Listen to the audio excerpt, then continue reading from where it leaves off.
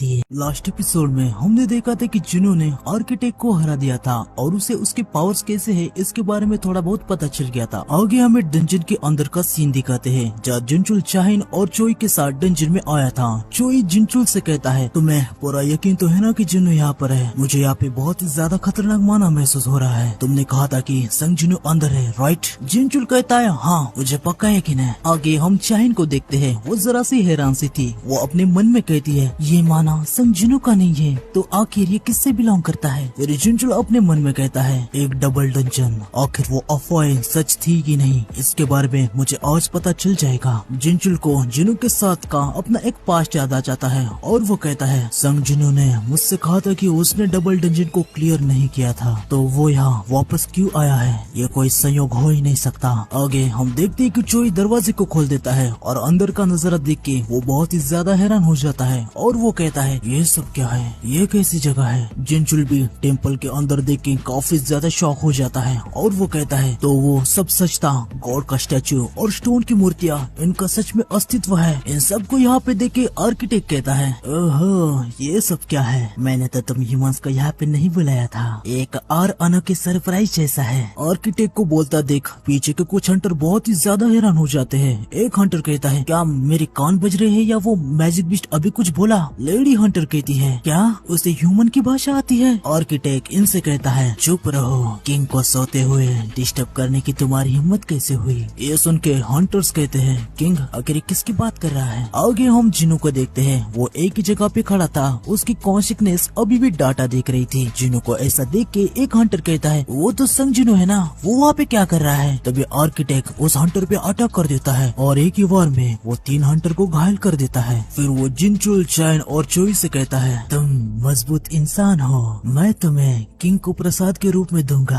आगे हमें जिनो की तरफ का सीन दिखाते हैं जहाँ आसमान में और 2 अलग गेट ओपन हो जाते हैं, एक ब्लू कलर का और एक रेड कलर का। उसके अंदर से कोई आ जाता है जिसे जिनो जानता था। जिनो उन्हें देख के कहता है रिकार्डो, बेटोस, रोकॉन, इंग्रेस और इवन राडरुक्लान जिसे एसिल बिलोंग करती है, वो सभी यहाँ पे आए हैं। आगे हम देखते कि वहाँ पे काफी बड़ा व्हाइट वुल्फ भी आ जाता है। अब इन क्लान और एशपॉन जो कि शैडो मोनार्क है उनके बीच में फाइट होने वाली है। फिर हमें टेम्पल के अंदर का सीन दिखाते हैं जहाँ जिनचुल हीलर हंटर को कहता है तुम्हारे पास जो कुछ भी है उसे यूज करो और जल्दी से उसे हील करो और जो भी जख्मी है उसे पीछे ले जाओ। हीलर जख्मी हंटर से कहता है म्यूंगचुल बस थोड़ा और, मैंने लगभग तुम्हें हील कर ही दिया है। तभी आगे हम देखते कि स्टैचू इन पे हमला करने के लिए आ जाते हैं। आर्किटेक्ट उनसे कहता है जो कोई भी मेरे पपेट्स के खत्म होने तक जिंदा रहेगा उसे किंग के जन्म का साक्षी होने का महान सम्मान दिया जाएगा। चलो मुझे दिखाओ तुम में से तब तक कौन जिंदा रह पाएगा।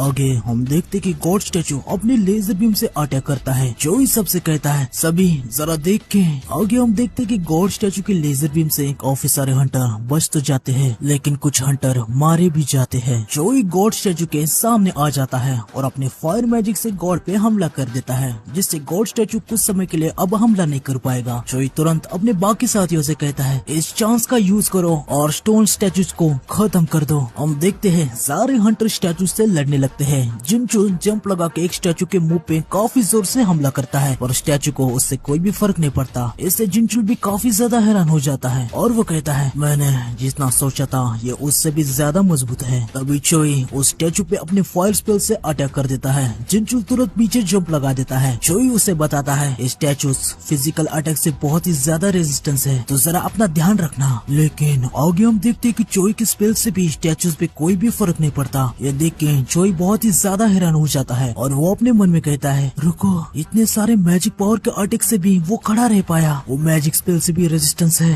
आगे एक हंटर चोई से कहता है मिस्टर चोई कोई भी प्रोवोकेशनल स्किल भी इन पे काम नहीं कर रही। लेडी हंटर भी चोई से कहती है मेरी बेसिक साइकिक स्किल जो दिमाग पे काम करती है वो भी इन पर काम नहीं कर रही, अगर वो करती तो ये हिल तक नहीं पाते। यह सब सुनने के बाद चोई काफी ज्यादा परेशान हो जाता है। वो कहता है लानत है, क्या हमारे पास अब कोई भी ऑप्शन नहीं है? तभी वो जिनू को देखता है और मन में कहता है अब हमें बस जिनू को ही जगाना होगा। क्या वो हिप्नोटाइज हुआ है क्या? आगे हम देखते हैं कि चोई जिनू पे अपने फायर से हमला कर देता है और वो मन में कहता है जो कुछ भी है अब उसे जगाने के लिए सिर्फ यही रास्ता बाकी है। फायर बॉल जिनू को लगने वाला था लेकिन तभी आर्किटेक्ट बीच में आके उसे रोक देता है। ये देख के चोई की हालत खराब हो जाती है। आर्किटेक्ट काफी तेजी से चोई पे हमला करने के लिए आ जाता है। वो चोई से कहता है कि इनको जगाने की तुम्हारी हिम्मत कैसे हुई। आर्किटेक्ट चोई पे हमला करने वाला था, पर तभी पीछे से 3 हंटर आके आर्किटेक्ट पे हमला कर देते हैं और चोई को बचा लेते हैं। आगे हम देखते हैं कि चाइन भी आर्किटेक्ट पे हमला करने के लिए जा रही थी। जोंगसू उसे जोर से आवाज देते हुए कहता है, मिशा यहाँ पे हम संभाल लेंगे, आप प्लीज जाके जुनू को जगाइए। चाइन कहती है ठीक है मैं समझ गई। आगे हमें जुनू के तरफ का सीन दिखाते हैं जहाँ शैडोज और क्लाउन बीस्ट की फाइट स्टार्ट हो जाती है। इनकी फाइट को देख के जुनू कहता है शैडोज लगातार रीजनरेट हो रहे हैं, चाहे वो कितनी बार भी दूसरा क्यों ना हो। अगर वो मेरे शैडोज होते तो मेरा माना कब का खत्म हो गया होता। देख के लग रहा है उनके पास बहुत ही ज्यादा माना है। डेमन क्लास और बीस्ट टाइप मैजिक क्रिएचर जो उस 2 गेट से आए हैं वो भी शैडोज को टुकड़ों में काट रहे हैं। इनके पास एक दूसरे के साथ फाइट करने का कोई कारण तो नहीं है। ये वार तो बीस्ट और सिल्वर सोल्जर के बीच का है, तो क्या शैडो मोनार्क बीस्ट के भी साइड में नहीं है या फिर उधर कोई ये उनका खुद का संघर्ष है। यहाँ पे जो कुछ भी हो रहा है उसके बारे में आपको मैं थोड़ा सा समझा देता हूँ। शैडो मोनार्क और बीस्ट सिल्वर सोल्जर से लड़ रहे थे, लेकिन तभी डीमन किंग बारान और व्हाइटफुल जो कि राकान है, ये दोनों मोनार्क है। इन्होंने एशबॉर्न जो कि शैडो मोनार्क है उसको धोखा देके उसको मारने को चले थे, लेकिन वो नाकामयाब हो जाते हैं। इन्होंने ये इसलिए किया क्योंकि वो एशबॉर्न की पावर से डरने लगे थे। इनमें से राकान तो यहाँ से बच के निकल जाता है, पर डीमन किंग बारान यहाँ से भाग नहीं पाता। और उसके साथ आगे क्या होने वाला है अब हम देखते हैं। एशबॉर्न सभी बीस्ट जो उसे मारने के लिए आए थे उसे खत्म कर देता है। उसके सामने बारान घायल पड़ा हुआ था। एशबॉर्न से कहता है हम इस वॉर को रोक सकते थे, तुमने मुझे धोखा क्यों दिया। बारान एशबॉर्न से कहता है कितनी शर्मनाक बात है, मैं तुमसे दूर नहीं जा पाया। एशबॉर्न थोड़ा सा गुस्सा हो जाता है। वो बारान से कहता है मैंने तुमसे कुछ सवाल किया है, तुमने मुझे धोखा क्यों दिया। बारान हंसने लगता है। आगे वो पता नहीं किसी भाषा में कुछ तो बोल रहा था जिससे एशबॉर्न को और भी ज्यादा गुस्सा आ जाता है। एशबॉर्न कमांडर अथॉरिटी का यूज करके बारान को अपने पास लाता है और उसके गले को पकड़ लेता है और बाद में उसके गले को दबा के उसको खत्म कर देता है। जिन्हों को पता नहीं होता कि एशबॉर्न ने किसे खत्म कर दिया है, क्योंकि बारान के चेहरे पे मास्क लगा था, लेकिन एशबॉर्न उसके मास्क को निकाल देता है और बारान को पीछे फेंक देता है। उसके बाद बारान की आंखें दिखने लगती है। जिन्हों बारान की आंखें देख के कहता है वो आंखें मैंने उन्हें कहीं तो देखा है, ये तो डीमन किंग बारान है, आखिर ये यहाँ पे क्या कर रहा है। आगे हम देखते कि जुनू एशबॉर्न की बॉडी में आ जाता है और वो कहता है ये कब हुआ और मैंने इसे नोटिस कैसे नहीं किया। तभी वहाँ पे एक व्हाइट कलर का गेट ओपन हो जाता है और उसके अंदर से आ जाते हैं रूलर्स। सिस्टम जुनू को मैसेज देता है और उसे कहता है उसका प्लेबैक यहीं पे खत्म होता है। आगे हमें टेम्पल के अंदर का सीन दिखाते हैं जहाँ आर्किटेक्ट चाइन से कहता है तुम काफी मनोरंजक हो, वाकई में मनोरंजक। मेरे डिजाइन को तोड़ने के लिए जरा और कोशिश करो, क्या तुम नहीं करोगी। चाइन अपने शॉर्ट डांस स्किल का यूज करती है और आर्किटेक्ट पे हमला करती है, लेकिन आर्किटेक्ट चाइन के इस हमले को अपनी शॉर्ट से काफी आसानी से रोक देता है और चाइन पर ही हमला कर देता है। आर्किटेक्ट हंसते हुए चाइन से कहता है बस तुम इतना ही कर सकती हो, वैसे कोई दिक्कत की बात नहीं है। तुम ह्यूमंस निराशा देने में कभी चूकते नहीं। जो सिस्टम मैंने बनाया है वो आने वाले खतरे को पहले ही भाप लेता है और उस पे रिस्पॉन्ड करता है। तुम लोगों के ऐसे बेकार अटैक मेरे क्रिएशन को कभी मार नहीं सकते। मुझे लगता है कि तुम बस इतना ही कर सकते हो। तभी एक हंटर अपनी पावर से आर्किटेक्ट पे हमला कर देती है और वो आर्किटेक्ट को लग भी जाता है। चोई कहता है हमें जिन्हों को जगाना ही होगा, यही हमारे पास एक रास्ता है। चाइन फिर से आर्किटेक्ट पे हमला करने के लिए जाती है, पर आर्किटेक्ट उस पे हमला कर देता है, लेकिन इस बार चाइन उसके अटैक को डॉज कर देती है। ये देख के आर्किटेक्ट भी थोड़ा सा हैरान सा हो जाता है और वो चाइन से कहता है तुम मेरे अटैक को डॉज कर पाई, क्या बात है, ये इतना भी बुरा नहीं था। लेकिन तभी आर्किटेक्ट थोड़ा सा हैरान सा हो जाता है। आगे हम देखते कि चाइन के कंधे पे शैडो को देख के वो हैरान हुआ था। आर्किटेक्ट कहता है इस रूम के रूल्स फोर्थ शैडोज को आने से मना करते हैं, पर बिना शक के वो एक शैडो है। सोचने से ऐसा लग रहा है कि किंग ने शैडो को उसके अंदर प्लांट किया है। आगे आर्किटेक्ट चाइन से कहता है तुमने इस जगह को कैसे ढूंढा और संजनों के साथ तुम्हारा कैसा रिलेशनशिप है। चाइन उसे कहती कहती है हम फ्रेंड्स हैं और हम यहाँ उसे रेस्क्यू करने के लिए आए हैं। ये सुन के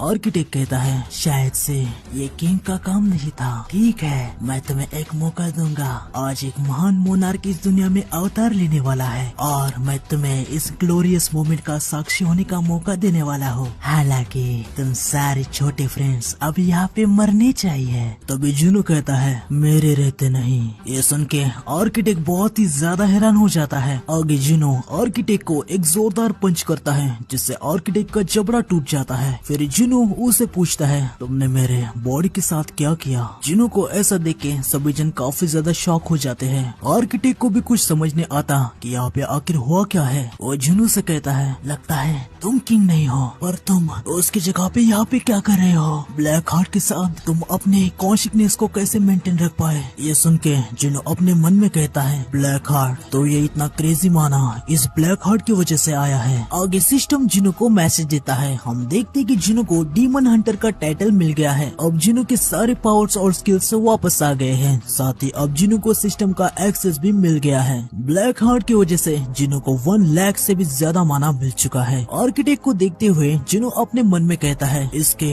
रिएक्शन को देखते हुए मुझे 2 चीजों के परिणाम लग रहे हैं। ये ब्लैक हार्ट इस बंदे की स्कीम का प्रोडक्ट नहीं है। इसके अलावा ये कभी नहीं चाहता था कि मेरी पावर्स बढ़े, लेकिन जो डाटा मुझे मिला था उसने मुझे सारे जवाब नहीं दिए। मैंने पूरी कहानी अभी तक नहीं सुनी है। आगे जुनू आर्किटेक्ट से कहता है तुमने कहा था कि तुम मुझे प्लेयर चुनने के खिलाफ थे, पर आखिर ये प्लेयर क्या है और तुम मेरे साथ क्या करना चाहते थे। आर्किटेक्ट समझ जाता है कि आखिर हुआ क्या है। वो कहता है क्या ऐसा हो सकता है शैडो मोनार्क, आप हमारे साथ ऐसा कैसे कर सकते हैं। यहाँ पे क्या हुआ है इसके बारे में मैं आपको जरा डिटेल में समझाता हूँ। जुनू अभी जिस प्रोसेस में गया था उस प्रोसेस के खत्म होने के बाद शैडो मोनार्क यानी एशबॉर्न जुनू के बॉडी पे कंट्रोल लेने वाला था और इसके बजाय एशबॉर्न ने अपनी सारी पावर जुनू को दे दी और उसने आर्किटेक्ट को धोखा दे दिया। अब ये एशबॉर्न जुनू के ही अंदर पर है। वो अपनी बाकी की जिंदगी बस शांति से जीना चाहता है। शैडो मोनार्क की इस हरकत की वजह से आर्किटेक्ट को बहुत ही ज्यादा गुस्सा आ जाता है और वो कहता है तुम्हें लगता है दूसरे मोनार्क तुम्हें ऐसे ही दूर जाने देंगे। जुनू अपने डैगर्स को निकालता है और उसे आर्किटेक्ट के सामने लाता है और वो उसे कहता है बस मेरे सवाल का जवाब दो। लेकिन आर्किटेक्ट हंसने लगता है और उसे कहता है तुम अनप्रेडिक्टेबल हो। अब मैं समझा कि क्यों तुम्हें चुना गया। आगे सारे हंटर अचानक से शॉक होने लगते हैं और वो कहते हैं स्टैचूज एवन जो पहले एक जगह पे रुके हुए थे वो भी अभी हिलने लगे हैं। आर्किटेक्ट हंसने लगता है और वो जुनू से कहता है अगर मैं मर गया तो कोई भी मेरे पपेट्स को रोक नहीं सकता। अभी सोचो क्या तुम अभी भी मुझे मारोगे। जुनू रेज में आ जाता है और वो आर्किटेक्ट से कहता है क्या होगा अगर मैं तुम्हें भी मार दूं और तुम्हारे पपेट्स को भी खुद से हरा दूं। आर्किटेक्ट जुनू से कहता है मैं सिस्टम का आर्किटेक्ट हूँ, अगर तुमने मुझे मार दिया। तभी जुनू कहता है तो क्या मैं फिर से ए रैंक का हंटर बन जाऊंगा। वैसे सच कहूँ मैंने इसके बारे में सोचा था, लेकिन सिस्टम का क्रिएटर ही मर जाए तो सिस्टम खत्म हो जाएगा। मैंने सही कहा ना। ये सुन के आर्किटेक्ट की हालत खराब हो जाती है।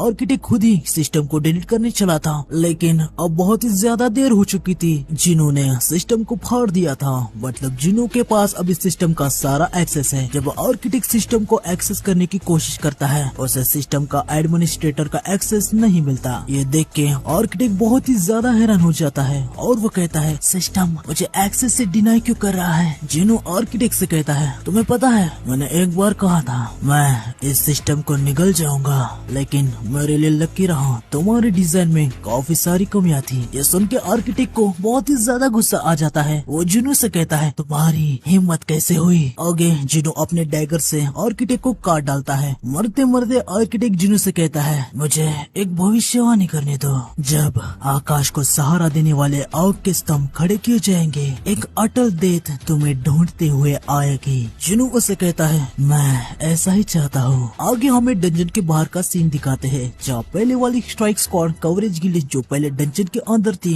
उनमें से एक हंटर कहता है उनको गिल्ड के अंदर जाए हुए 1 घंटे से भी ज्यादा का समय हो चुका है, उनको इतनी देर क्यों लग रही है। साइड की लेडी हंटर कहती है अगर हमारा गिल्ड इसमें शामिल होता तो हम पूरी तरीके से बर्बाद हो जाते। आगे हम देखते कि सभी गेट से बाहर आ जाते देखते हैं चोई और शाहिन काफी ज्यादा घायल थे, साथ ही बाकी के सारे हंटर को भी कहीं ना कहीं पे चोटें आई थी। ये सब देख के कवरेज गिल्ड की स्ट्राइक स्क्वाड काफी ज्यादा हैरान हो जाती है। वो हंटर मन में कहता है, मुझे तो यकीन ही नहीं हो रहा, हंटर गिल्ड के इलाइट हंटर इतने पीटे हुए दिख रहे हैं, आखिर इस सी रैंक के गेट के अंदर हुआ क्या। जिनचुल कवरेज गिल्ड के मेंबर के पास आता है और उन्हें कहता है, तुम सभी कवरेज गिल्ड से हो ना, क्या आप सभी घायलों को ले जाने के लिए हमारी हेल्प करेंगे। कवरेज गिल्ड का हंटर कहता है, हाँ बिल्कुल, क्यों नहीं, आगे